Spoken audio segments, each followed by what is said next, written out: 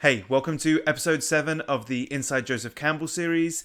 We're going to be talking about supernatural aid today. So, what is supernatural aid, and the two archetypes that tend to appear at this point in a story. Okay, so let's get right into it.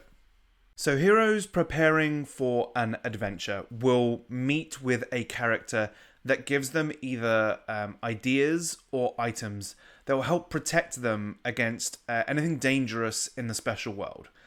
Anything dangerous is usually going to be defending the solution to the problem that the hero is looking for. Now, the character that helps them will fall under one of two archetypes, the mother or the father.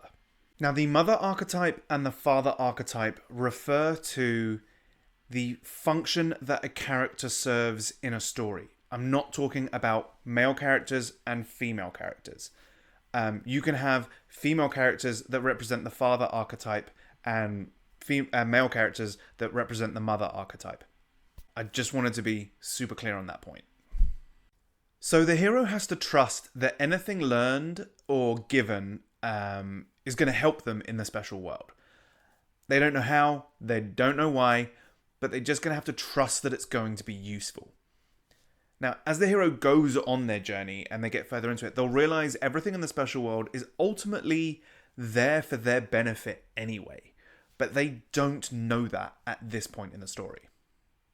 So the mother archetype are characters that want to protect the hero, and they come in a few different forms. There's the healthy crone or the fairy godmother, and they are nurturing characters that will help the hero with no expectation of getting anything back.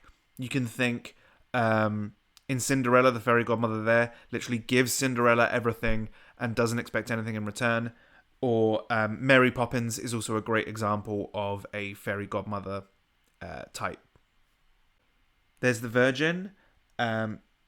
This is a character that will shut themselves off to experiences or ideas in order to focus purely on the spiritual. And they will help the hero to overcome the punishments or dangers that exist in the special world. A good example of this would be Idris Elba's character Heimdall in the Thor movies. He's a character that dedicates himself solely to protecting Asgard and forgoes personal relationships or anything outside of that one task.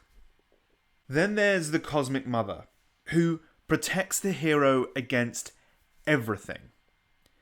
The idea being that the Cosmic Mother represents destiny, and because the hero's destiny is inevitable, it's safe to go on the journey because it's going to happen no matter what.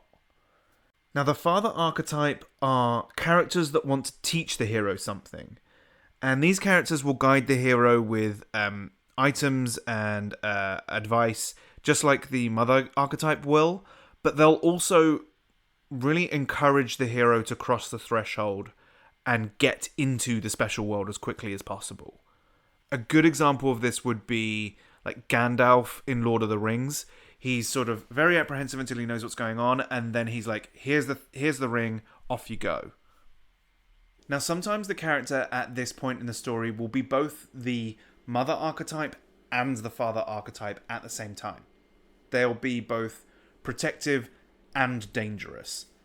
Now, this character will usually be the herald, and they will meet a hero that really, really wants to go on the adventure.